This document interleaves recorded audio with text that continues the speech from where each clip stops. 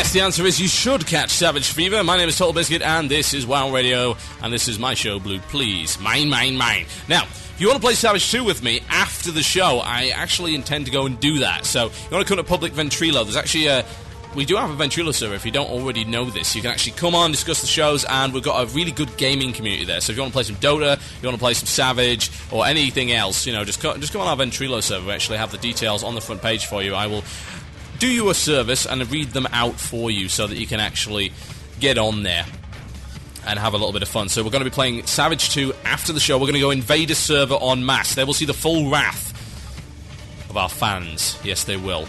And me, but I'm not very good at the game, so the rest of you are going to have to shore me up on that one. The Ventrilo server is vent2.ugt-servers.com. Of course, one of our proud sponsors. Vent2.ugt-servers.com. Port is 10024, and the password is public vent. Yes, that's all lowercase, public vent.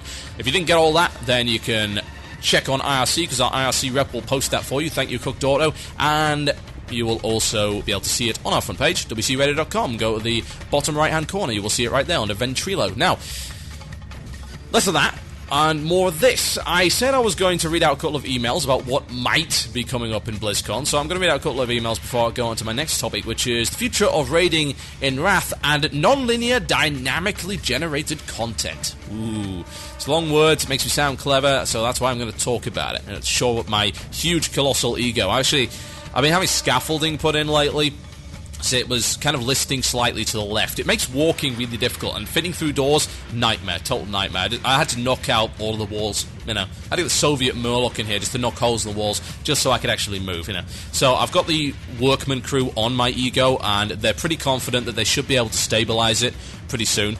But if they don't, I'll probably fall over sideways, and you won't be able to hear me because I'll be under the desk. Sorry about that, guys. Fortunately, I don't really know much about architecture, but I'm pretty confident that these guys know what they're doing. So here we go.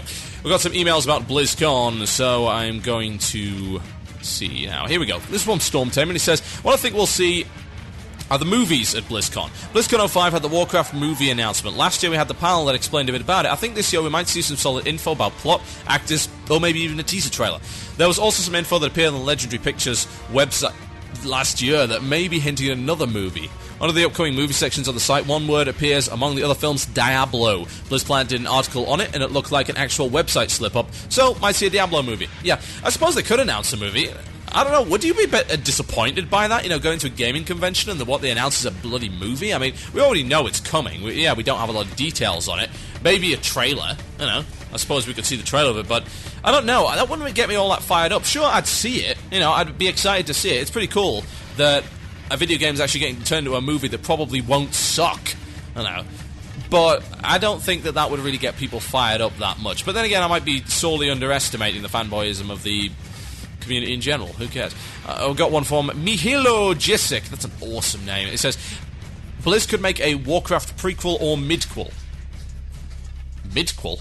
What's a midquel? How does a midquel work exactly? I don't know, but prequel, yeah, that's entirely possible. I think making a sequel, that actually goes further on than what the WoW timeline is right now could be difficult. It could cause them a few issues, so I don't know whether or not that's going to happen. We'll have to see. It sounds like a reasonable bet. I'm still going to put my money on Warcraft 4. Even though there are lore and background story issues and stuff like that, I'll have to see. I've got one more that I'll read. There's tons more, but I don't have time to read any of them. It's from Andy M, and he says, greetings to the cynical Brit from Germany. Assuming that there will be a huge announcement of BlizzCon and everything else would be, of course, a surprise, we should ask ourselves what would be bigger than the Diablo 3 announcement at WWI in Paris. Let's face it, the BlizzCon announcement wouldn't be bigger than Diablo 3. They would have announced the latter at BlizzCon. As most of it by now know, there will be some huge events in Wrath story-wise, including the Wrathgate in Dragonblight. I won't go into further details, so I don't want to spoil it. Watch Wrathgate, guys, it's awesome. If you don't care about the storyline, watch it. Which might change in long terms the Horde. Alliance Dynamics, which... sorry, I can't barely read that. That's kind of a bit of a crazy sentence. And that is exactly what Blizz promised us after announcing Wrath. So let's ask if there could be anything bigger. After already announcing StarCraft 2 and Diablo 3, then, yeah, a fourth part in the Warcraft RTS series, another MMO, perhaps. But probably not as big as... probably not as big an announcement. Yeah, I suppose you're probably right there. I mean... is Warcraft 4 really that big an announcement when you've got StarCraft 2 and Diablo 3 on the way? I mean, I'd say StarCraft 2 is a bigger announcement. You know, StarCraft 2's been on a way longer hiatus, or the StarCraft series has been on a longer hiatus than Warcraft. So, you know, I don't think that that's a particularly huge thing, but it's still big. People are still going to buy it. So, yeah, I'm going to put my money on Warcraft 4 just because I like playing it safe.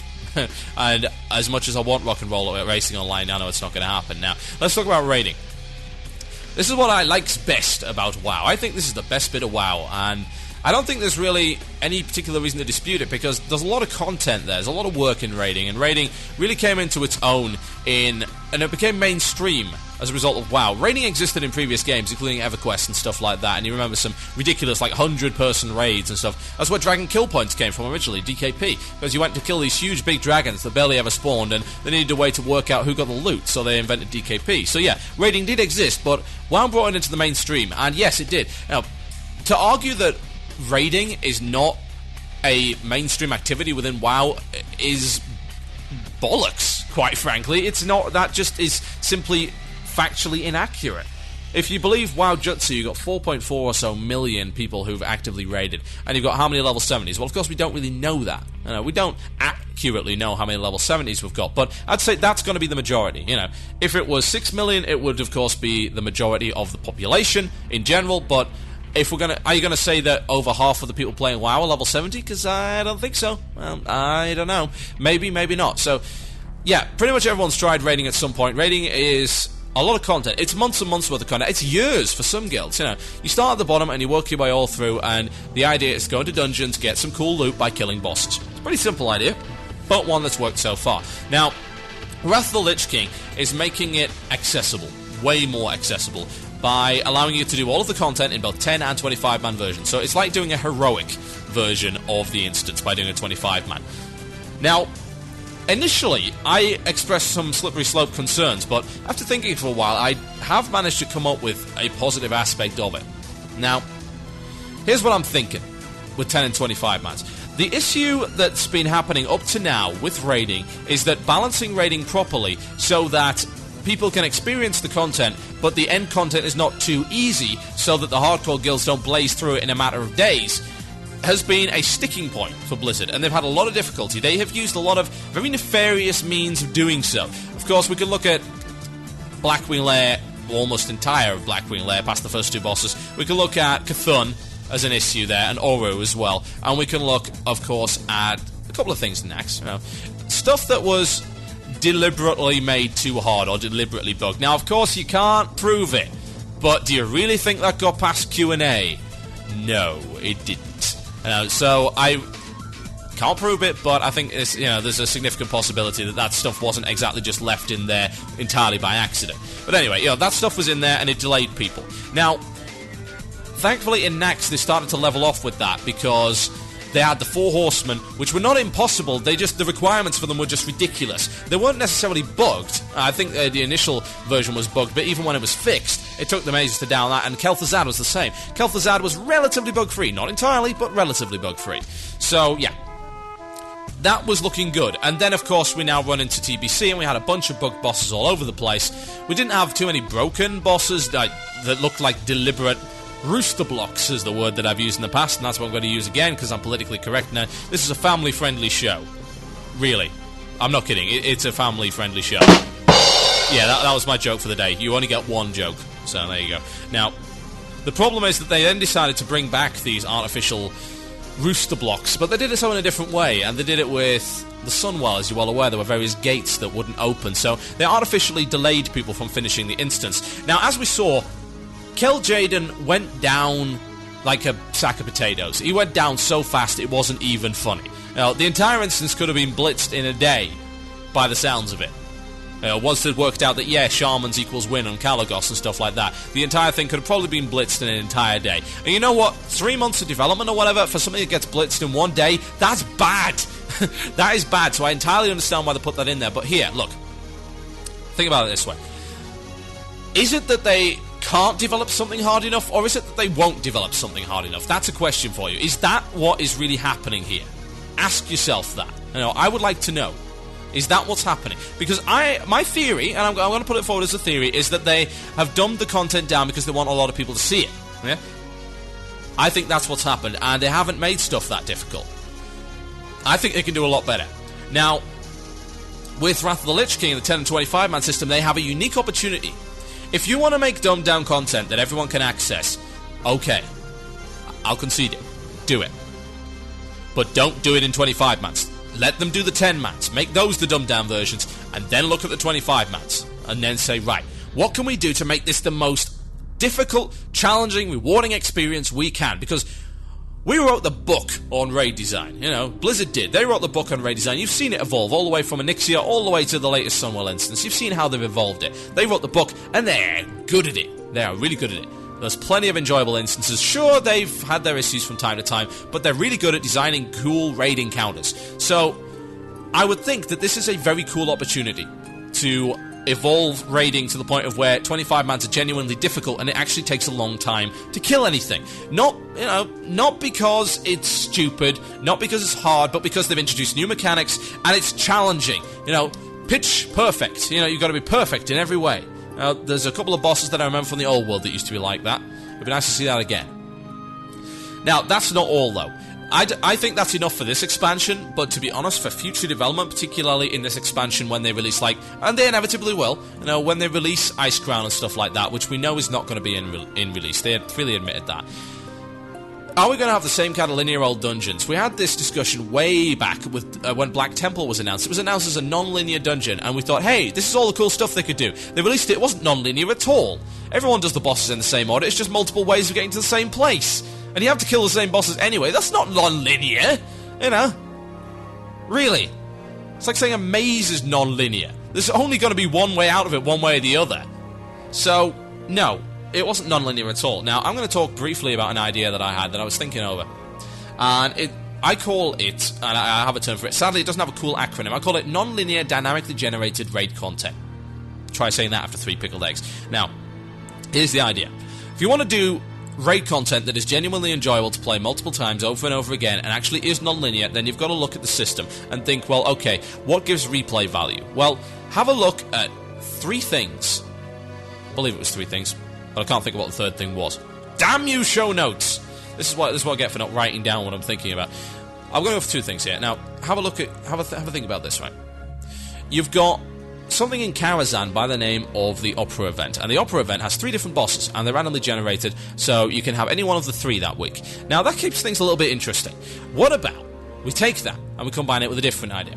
We combine it with the idea of an instance which actually feels like a dungeon where you're being attacked. What instance did that best? Shattered Halls. Shattered Halls is a pretty unique example of instances that make you feel like you are genuinely being assaulted by people who are trying to defend the instance. You don't have people just wandering around on random patrol paths and aggroing you when you get within 20 feet. It's actually like a big fight. Now take that and combine that. Okay, so where are we now? We're there. Now take the idea of branching content. That means you start here, okay? Imagine that I have a piece of paper, and I'm starting at one end of the piece of paper. Now, if I were to talk about a basic dungeon, I would draw a line across that piece of paper. That's your dungeon.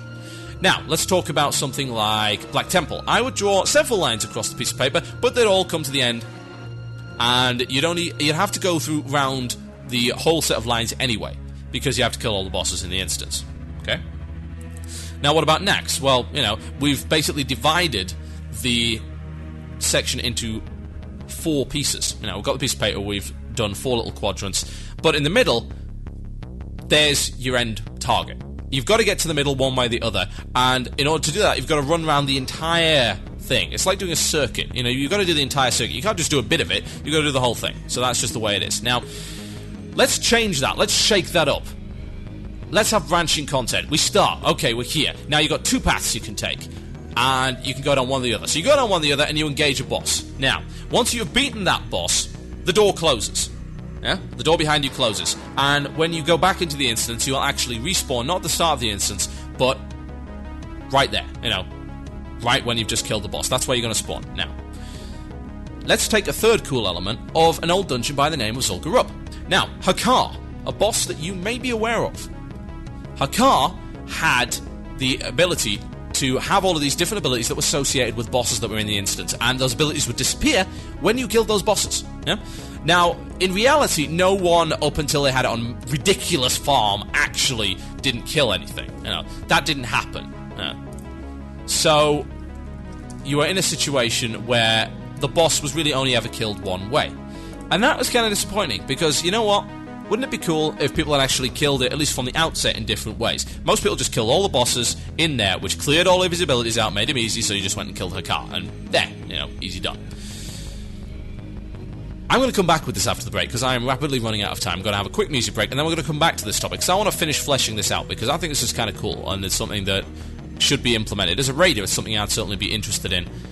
So I'm going to be right back after this. My name is Total Biscuit. This is Blue Please on WoW Radio, and this is Fintroll with Urzvamp. Yes, Urzvamp. 2-minute quick jig. Jigging is required, folks, in the channel. Mandatory. You get kicked if you don't. Enjoy.